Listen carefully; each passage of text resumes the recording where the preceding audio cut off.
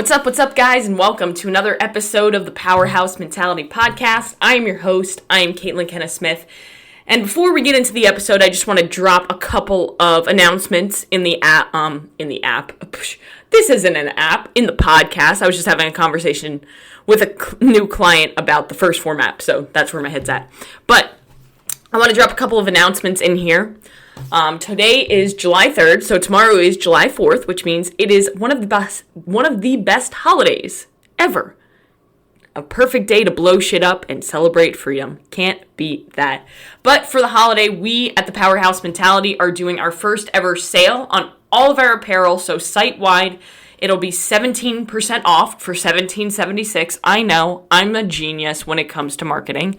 17% off of any order from July 4th through July 7th. So you have the entire weekend to take advantage of it. Get yourself some shirts. My favorite is the Tri-Blend t-shirt. It is so fucking comfortable. I cannot even begin to explain it. I love the polyester hoodie. I'm currently wearing one right now, and I wear one every single day. And we actually are dropping our new hats. And the cool part about these hats is that they have patches on them. So it just looks really sleek and really fucking cool. So again, 17% off site-wide. I'm going to put the link down below in the bio for you guys to check out all of the apparel that we have to offer. And, get yourself some, get some for somebody else, show people some love. Along with that, we also announced the first quarterly competition of the Powerhouse Mentality. So one of the pillars of the Powerhouse Mentality is the Wheel of Competition. So on Monday, Stone and myself went live in both our Facebook group as well as my Instagram, and we spun the wheel. So what this looks like is from July 1st through the end of September, you have an opportunity to submit your score with the workout that was selected and earn hundreds of dollars of prizes from sponsors that we work with and companies that we align with and companies that we truly trust and use. First Form, Just Meats, Flux Footwear, 3 Arrow Apparel, Soft Socks. You're going to get a lot of cool shit if you're on that podium. So first, second, and third, both male and female, will earn hundreds of dollars worth of prizes. In addition to that, when you join the Wheel of Competition, you're going to get exclusive Powerhouse Mentality programming designed by myself, workouts literally designed to help you earn your best score in the Wheel of Competition. Now, the workout that was selected is called Fire Breather, and it's 10 sets, 3 minutes on, 1 minute off, of a 12-calorie or a 15-calorie for the men, assault bike, into a 15-calorie or a 12-calorie row, and then max burpees to the plate. Your score is going to be the amount of burpees that you accumulate throughout the entirety of the workout. So, you get a lot. You also are going to get bi-weekly Q&A calls with myself. And if you sign up the first week, you're going to get an exclusive one-on-one strategy session with myself, 100% free, on me. All you have to do is, again, I'll put the link down below. Go check it out. I'm also going to create a guide to be able to show you guys exactly what the Powerhouse Mentality Wheel of Competition is all about and how you can become the best version of yourself through this. Because really what we want to teach you guys in the Powerhouse Mentality is that you need to seek discomfort. You need to get uncomfortable. And in our society today, we don't do that enough. So we want to be different in the sense where so many people in the fitness community now are obsessed with take it easy, recover more, which is important. Recovery drives results. But there's a lot of people out there who aren't willing to get uncomfortable because they're afraid of it or because they live too comfortable of a life. So if you guys have any questions when it comes to the Wheel of Competition, please reach out to me. Shoot me a DM, shoot me an email, whatever works best. But I'm going to either do a solo podcast all about just the Wheel of Competition next week, or I'll do one with Stone. He doesn't know that, so I'm going to maybe volunteer him to do that. Or, you know what, I think the best thing for us to do would be to do a podcast on the Wheel of Competition with the entire Powerhouse team to kind of just give you guys the lowdown on exactly what we're working on and how we can make it the best for you. Now, with all of that being said, the last announcement that I'm going to make, because I'm staring at an email and it's kind of reminding me of it, is that tomorrow, the 4th of July, is the final day that you can take advantage of the Just Meat sale of 50% off. So if you want 50% off of high quality meat that's delivered straight to your door, go down below. The code is down there. It's Caitlin K50, and I'll throw the link down there too. We literally only eat Just Meats at this household at this point. Well, at least Stone does. I love cooking my own food on the grill, but that's just me. Now, let's get into the topic of today, after all of that housekeeping. So today what I'm going to talk about is give a little context first, before I sip my Topo Chico. So, a couple weeks back, I put a question in the Powerhouse Mentality Facebook group asking what kind of questions people had regarding fitness, nutrition, mindset, or what topics they wanted to see in the podcast. I have a bunch of different topics that were given to me, or a bunch of ideas, and a lot of them I'm either going to do solo or I'm going to bring another coach or one of my friends on to kind of have a discussion about it, because I feel like some of the topics would be best done in a discussion format, especially with somebody who is respected or who I respect as a coach. But one that really stood out to me was, what are the signs and symptoms of overtraining or under-recovering? And just kind of going on that topic in general. So overtraining and under-recovering. Let's talk about what exactly it is and why I really wanted to touch on the topic. Now, overtraining is too much stress that your body can't recover or adapt from. So in order for us to earn results, I want you to think of it as an equation. Stress plus adaptation equals results. So you need to apply an appropriate amount of stress. That stress causes your body to adapt and recover, which is going to equate to you earning results, getting stronger, improving your performance, losing body fat, all that good stuff. However, when you apply too much stress, your body cannot recover or adapt, thus the results side of the equation doesn't happen. And you kind of just remain stalled, or you can even go backwards. A lot of people, when they're overtraining and not recovering, they actually tend to lose strength and performance. And when you lose strength and performance, generally your results aren't going to be great when it comes to fat loss, because you can't actually push your body to do the things that it needs to do. Now, I'm a firm believer in under-recovering, not necessarily overtraining. I've done a lot of training in my day. In fact, my volume is extremely high. Now, what I want you to remember is you can't compare yourself to anybody else, because some people can just handle more volume than other people. I couldn't always handle this amount of volume. I built up to it.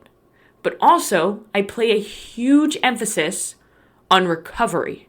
What I find all too often is that people aren't overtraining, but they're actually just not recovering. They're not prioritizing recovery.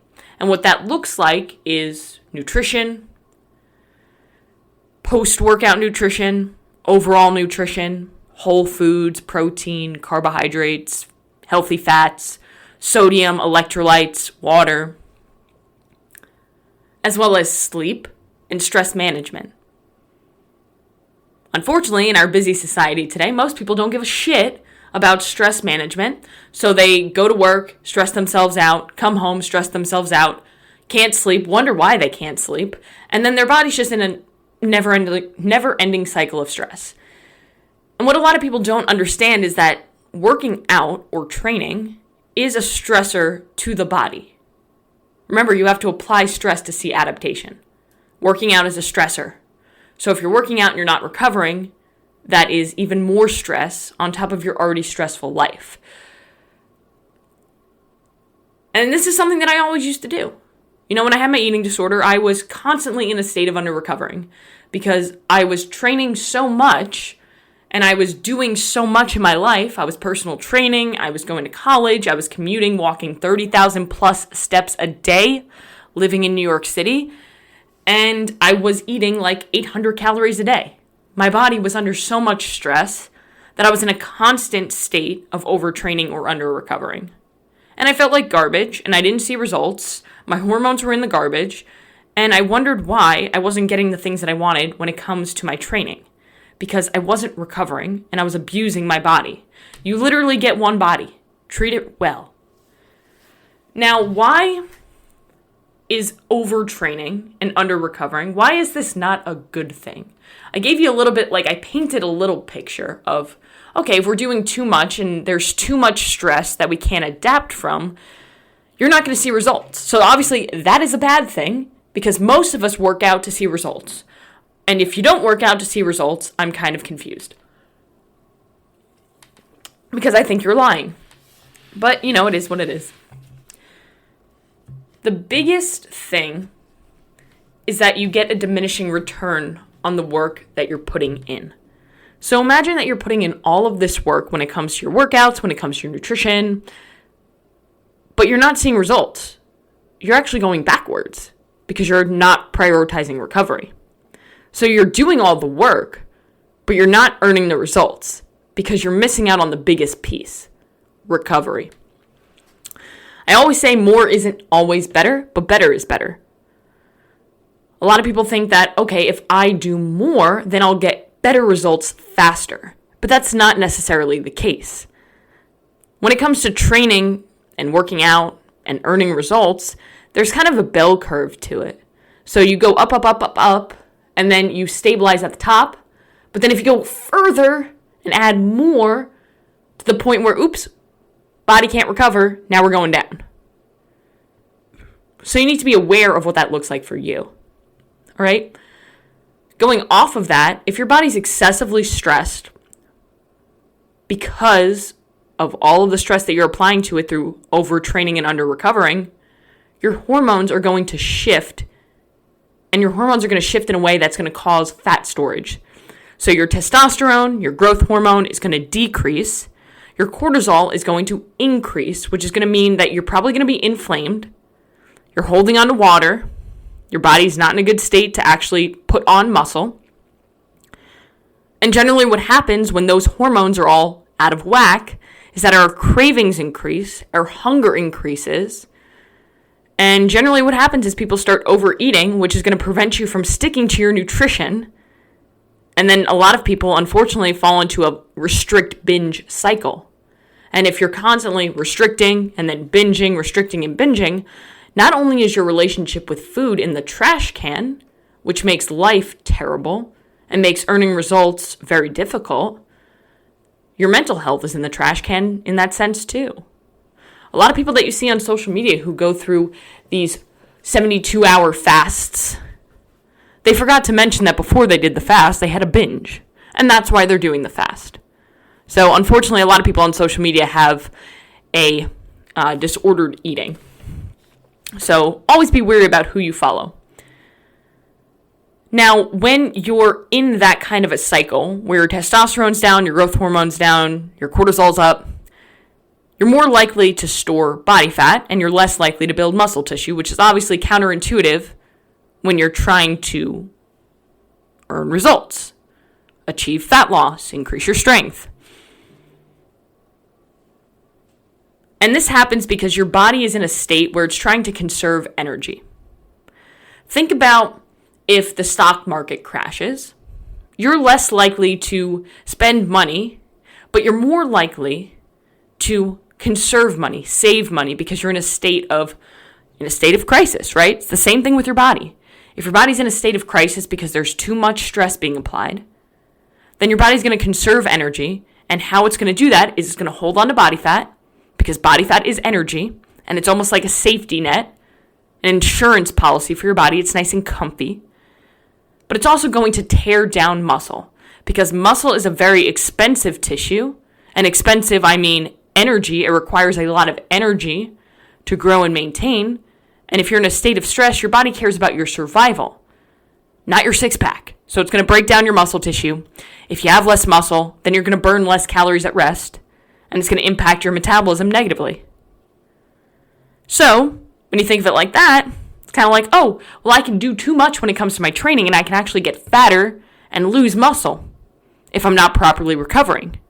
So with that being said, I think it kind of puts into perspective how important recovery truly is. And when I say recovery drives results, I'm not just saying it because it sounds cool. I'm saying it because it's actually true. When your recovery is compromised,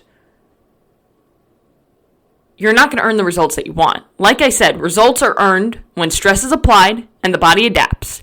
If there's too much stress, there's going to be little to no adaptation, which means that you're going to slow down with your results, or you're going to stall out on your results. And that's not just with, I'm not going to see the scale move the way that I want it to. It's also, my strength is going to go down. My performance is going to go down. And again, when your performance and your strength goes down, you're less likely to have good workouts. If you're having shitty workouts, that's going to really mess with your ability to stick to your plan. But it's also not going to allow you to get results because you can't push, right? So let's talk a little bit about some of the signs of overtraining and under-recovering, because it is a common thing, but it's also not as common as you might think. I think that a lot of people assume that they're overtraining when maybe they're not necessarily overtraining, because I would argue that most people aren't pushing themselves hard enough. However, when it comes to people who are fitness fanatics, sometimes they fall into this category because they're obsessed with the gym. They love the gym. They want to be in the gym all the time. But if you're not seeing results, we got to look at what's going on. So, some signs of overtraining, or just indicating that, okay, maybe I need to pay a little bit more attention to recovery, whether that be sleep or food, is stalled progress, right? We spoke about that, whether it be performance, strength, or just the scale's not moving the way that you want it to. You're getting softer, you're losing muscle. You're having sleep issues, so you're getting a lower quality of sleep, you're tossing and you're turning. You're fatigued, and not just like, I had a bad night of sleep, I'm tired. It's like, you're tired to the point where it's affecting your daily activities, no matter what kind of a night of sleep you had. You're dealing with inflammation and joint pain. You have mood changes. Your libido is down. Your cravings are up. And one thing is you have hot and cold intolerances. So you can't get warm or you can't cool down. Everybody's different. How I look at this from a coaching perspective, when I look at my clients, is one of the things that I really focus on when I do check-ins with my clients is less about, okay, what does the scale say? And more about, okay, what is your body telling us? And how I do that is I measure biofeedback. And biofeedback is kind of exactly that. It's what is our body telling us? Because our body is going to tell us when something's not going right. It's going to be a much, much better indicator than the scale will ever be. So I use the acronym SHREDS. SHREDS. So stress, which refers to an emotional state, mood, things like that. Hunger, recovery, energy, digestion, and sleep. So again, somebody's emotional state, how is their mood, how is their libido, their hunger, are they excessively hungry, or are they not hungry, or are they getting excessive cravings, right? Because if you're not getting hunger cues, that's also an indicator that you have an excessive amount of stress. How's your recovery, right? And by recovery, I mean like, how's the inflammation? Is your body sore? Are your joints achy? Energy, that one's pretty straightforward, right? Digestion, are you bloated? Do you have a sour stomach? Are you constipated? Are you having diarrhea all the time? Like, digestion is a huge indicator on how much stress there is in the body, because when we have stress, our digestion doesn't work the way that it should. There's a mind-gut connection that's extremely powerful. And the final one is sleep, right? If you're tossing, if you're turning, if you wake up and you felt like you didn't sleep, if you're constantly waking up throughout the night, usually that's an indicator that there's too much stress. So say you're somebody and you're like, shit, this sounds like me. Well, here's what we can do. Or maybe you've been there in the past, or maybe you know somebody who's there, or maybe you just want to kind of know for the future, just in case you fall into this category. So number one, you have to ask yourself, well, what am I currently doing right now? And what of the things that I'm doing could be too much. Am I training too often during the week? Am I not taking enough rest days or active recovery days? Am I not eating enough food, specifically protein, carbs, and even healthy fats, right? Because they all play their own role. Carbohydrates are going to help to reduce stress. They're going to give you more fuel. They're going to increase serotonin, which can help with reducing stress. Now, fat is important for hormone function.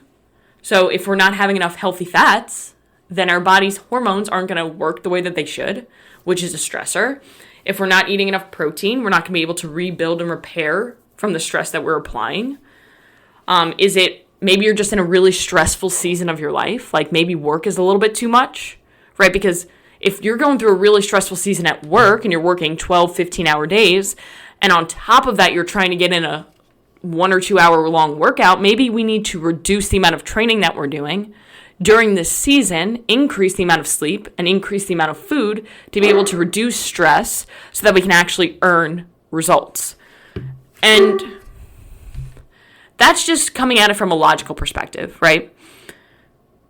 Now, what to do is going to be different for every single person. I want you to first understand that. And if you feel like you're in this position and you need help, shoot me a message, a DM on Instagram, shoot me an email, do something because I'm here to help. But a couple things that you can do is you can reduce the intensity and the volume of your training. Now, that one's going to be a little bit scary for a lot of people, but you don't need to do this forever. Why don't we take a week, a deload week, where we reduce volume, we reduce intensity, we take a couple of rest days, and we see how the body responds. If it responds well, that's a huge indicator that, have been overtraining. How can we approach this from a different perspective and maybe prevent it in the future? Right? We can increase food, specifically our fuel sources like carbs and fats. And we can put a huge emphasis on sleep and stress management. All right, so in order to prevent it in general, a few things you want to look at is you want to make sure that you're doing proper programming with appropriate volume and intensity. A lot of the shit that you're going to find online isn't going to be proper programming. You need to get that from somebody that you trust, from somebody who has the experience and knows what they're doing. There's a lot of people who put out bullshit programming that just kind of looks cool and has all these fancy movements, when in all reality, it's just random shit thrown onto an Excel file that looks pretty, right? And you also have to understand yourself and build awareness. Like I said in the beginning, some people can handle more volume than other people. Some people can handle more food than other people. Some people require more carbs. Some people require more fats. Some people require more sleep. Some people require less sleep. You have to be able to listen to your body and be able to auto-regulate that. And then the final thing that you can do to prevent this is to be proactive with your recovery, not reactive. Most people don't do mobility, don't do stretching until they injure themselves. Then they're doing mobility and stretching until they feel okay again, and then they stop doing it. Same thing goes for overall recovery. Make sure you're fueling your body, make sure you're sleeping, you're taking your rest days, you're taking your active recovery days, and you're listening to your body. Now, if you're somebody who feels like they're in a state of overtraining or under recovering, I want you to take this episode and I really want you to apply the things that we spoke about. I know that it's really easy to kind of go back into old habits and not want to change anything, but nothing changes unless something changes. So, again, if you're struggling, you need help, you need guidance, shoot me an email, shoot me a message on Instagram. I'm always here to help no matter what. And go out and do one thing that's going to take you one step closer to where you want to be.